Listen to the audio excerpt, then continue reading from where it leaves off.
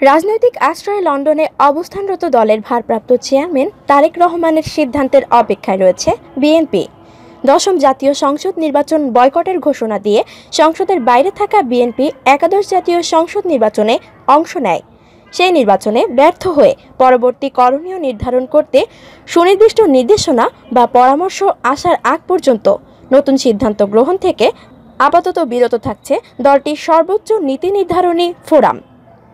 তবে সংশ্লিষ্টদের বেশিরভাগ সদস্য মনে করছেন, নির্বাচনের আগে প্রধানমন্ত্রী হওয়ার বিষয়টি স্পষ্ট না করা নির্বাচনের বিষয়ে খালেদা জিয়ার আশাবাদ এবং হাওয়া ভবন সংশ্লিষ্টদের মনোনয়ন দেওয়ার বিষয়গুলো নির্বাচনে প্রভাব ফেলেছে। ফলে নতুন কোনো সিদ্ধান্ত আসার আগে কেউই স্ব-উদ্যোগে সিদ্ধান্ত নিতে চান না। ঢাকা বিশ্ববিদ্যালয়ের সাবেক উপাচার্য এমাজউদ্দিন আহমেদ বলেন, বড় সমস্যা খালেদা জিয়া জেলে, তারেক রহমান আছেন কিন্তু দূরে থাকেন। টেলিফোনে যোগাযোগ কত দূর হয়, মাঝে মাঝে মিস আন্ডারস্ট্যান্ডিংয়ের সমস্যা হয়।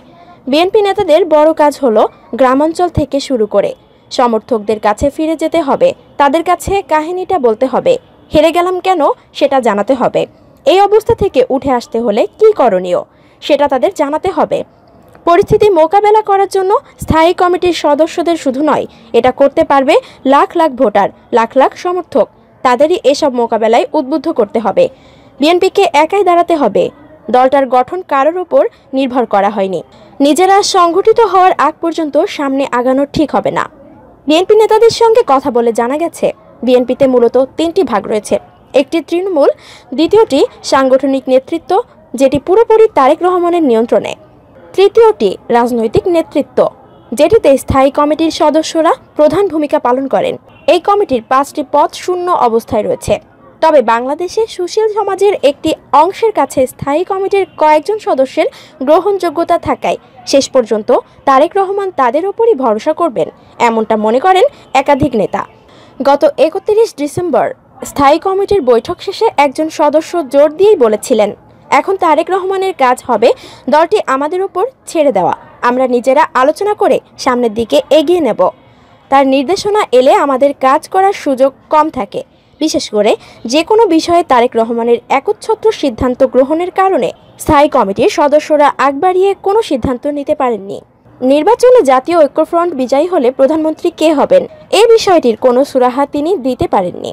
তিনি আরও জানান, ঐক্যফ্রন্টের বড় শরিক হিসেবে বিএনপির কোনো সিদ্ধান্ত না পেয়ে ডক্টর কামাল হোসেনও ছিলেন দায়সারা।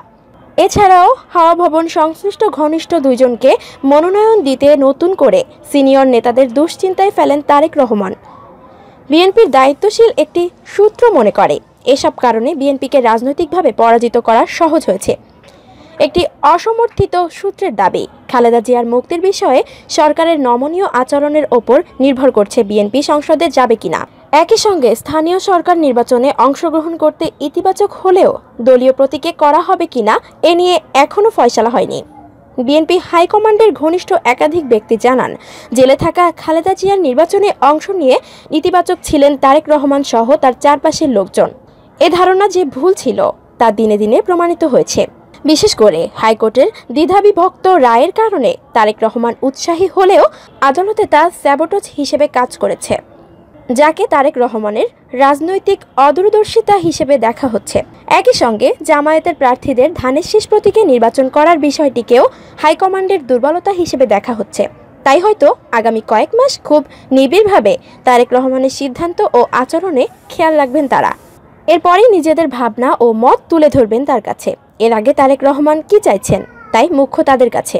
বিএনপির সাংগঠনিক সম্পাদক আসাদুল হাবিব দুলু বলেন, বিএনপির এই মুহূর্তে করণীয় হবে নির্বাচনের আগে পরে দলের যেসব নেতাকর্মী জেলে গেছেন তাদের মুক্ত করতে হবে। যারা হামলা মামলায় ক্ষতিগ্রস্ত হয়েছেন তাদের সহায়তা করতে হবে। এখন বিএনপির কাজ হচ্ছে আহত নিহত নেতাকর্মীদের পরিবারের পাশে দাঁড়ানো। এই মুহূর্তে আমাদের মূল লক্ষ্য খালেদা জিয়াকে মুক্ত করা এবং প্রহসনের নির্বাচনের বিরুদ্ধে জনমত গড়ে তোলা। বিএনপির খুলনা বিভাগীয় সাংগঠনিক সম্পাদক নজরুল ইসলাম মঞ্জু বলেন, গতানুগতিক রাজনীতি করলে বিএনপির সংকট দূর হবে না। নির্বাচনে বিএনপি যে সংকটের মধ্যে পড়েছে তা কিভাবে কাটিয়ে ওঠা যায় এই নিয়ে আমাদের সব চিন্তাভাবনা। সামনে কিভাবে বিএনপি রাজনীতি করবে সেটা ঠিক করতে হবে। মাঠ পর্যায়ে নেতাকর্মীরা এলাকা ছাড়া অনেকে জেলে আছেন, তাদের মুক্ত করা হচ্ছে আমাদের বড় চ্যালেঞ্জ। খুলনা জেলা বিএনপির সভাপতি অ্যাডভোকেট এস.এম. শফিকুল আলম মনা বলেন, এই মুহূর্তে বিএনপির করণীয় হবে তৃণমূল থেকে কেন্দ্র পর্যন্ত দলকে পুনর্গঠন করা। আর দল পুনর্গঠিত হলে যে কোনো সংকট মোকাবেলা, আন্দোলন সংগ্রাম চালিয়ে যাওয়া যাবে।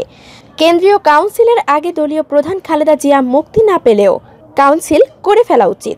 আর কাউন্সিলের মাধ্যমে দলকে শক্তিশালী করা গেলে আইনি লড়াইয়ের পাশাপাশি আন্দোলনের মাধ্যমে তাকে মুক্ত করা সম্ভব। এদিকে তথ্যমন্ত্রী ডক্টর হাসান মাহমুদ বলেছেন, বিএনপি নির্বাচনে হেরে গিয়ে হিতাহিত জ্ঞান হারিয়ে ফেলেছে। দলের মহাসচিব মির্জা ফখরুল ইসলাম আলমগীর ও সিনিয়র যুগ্ম মহাসচিব রুহুল কবির রিজভী অসংলগ্ন কথাবার্তা বলেছেন। নির্বাচনকে প্রশ্নবিদ্ধ করতেই তারা এসব কথাবার্তা বলেছেন। তারা জানতেন নির্বাচনে তাদের ভরাডুবি হবে। এটা জেনেই তারা ৩০০ আসনে ৮০০ প্রার্থীকে মনোনয়ন দিয়েছেন। এটি তাদের অভ্যন্তরীণ দ্বন্দ্বের বহিঃপ্রকাশ। তারা নির্বাচনে প্রচারণায় নামেনি। তাদের লক্ষ্য ছিল অংশগ্রহণ করে নির্বাচনকে প্রশ্নবিদ্ধ করা। সোমবার ২১ জানুয়ারি নিজ দফতরে সাংবাদিকদের সঙ্গে মত বিনিময়ের সময় তথ্যমন্ত্রী এসব বলেন। বিএনপির সিনিয়র যুগ্ম মহাসচিব রুহুল কবির রিজভী আওয়ামী লীগের বিজয় সমাবেশ নিয়ে প্রধানমন্ত্রীকে ইঙ্গিত করে দেওয়া বক্তব্যের পরিপ্রেক্ষিতে হাসান মাহমুদ এসব বলেন। বিএনপির ভাইস চেয়ারম্যান শামসুজ্জামান দুদু বলেছেন, নির্বাচনের নামে একটি তামাশা হয়েছে দেশে। এটাকে নির্বাচন বলা যায় না। কোনো সুষ্ঠু স্বাধীন গণতান্ত্রিক জাতি এবং এদেশের মানুষও এটাকে মেনে নেয়নি। একাধিক সূত্র জানিয়েছেন, কারাবন্দী দলীয় চেয়ারপারসন খালেদা জিয়ার মুক্তির বিষয়টিকে এখন সর্বাধিক গুরুত্ব দিচ্ছেন বিএনপির শীর্ষ পর্যায়ের নেতারা। সাবেক এই প্রধানমন্ত্রীর মুক্তির বিপরীতে প্রয়োজনে রাজনীতির মাঠে নিজেদের অবস্থান থেকে সরে যেতেও সম্মত আছেন তারা। অর্থাৎ ছাড় দিয়ে হলেও দলীয় চেয়ারপারসনের মুক্তি চাই বিএনপি। বিষয়টি নিয়ে ক্ষমতাসীন দলের সঙ্গে পর্দার অন্তরালে আলোচনা করতে আগ্রহী বিএনপির হাইকমান্ড। এদিকে সংসদে না যাওয়ার সিদ্ধান্তে এখনও অনড় বিএনপি। একাদশ জাতীয় সংসদ নির্বাচন অনুষ্ঠানে ক্ষমতাসীন আওয়ামী লীগের বিরুদ্ধে জালিয়াতির অভিযোগ তা প্রত্যাখ্যান করে দলটি। এরই ধারাবাহিকতায় দলের নির্বাচিত সংসদ সদস্যরা শপথ নেবেন না এবং সংসদে যাবেন না বলে সিদ্ধান্ত নেন। গণমাধ্যমে খবর এসেছে, ক্ষমতাসীন দলের পক্ষ থেকে বিএনপিকে শপথ গ্রহণ করে সংসদে আসার শর্ত দেওয়া হতে পারে। এতে রাজি হলে খালেদা জিয়ার মুক্তি মিলতে পারে। তাই বিষয়টি নিয়ে আলোচনা করতে পর্দার অন্তরালে সরকারের ঘনিষ্ঠ মহলের সঙ্গে কূটনীতিকদের মধ্যস্থায় যোগাযোগ করতে চায় বিএনপি। নির্বাচনের আগে বিএনপি বলেছিল, আন্দোলনের অংশ হিসেবে দলটি নির্বাচনে যাচ্ছে।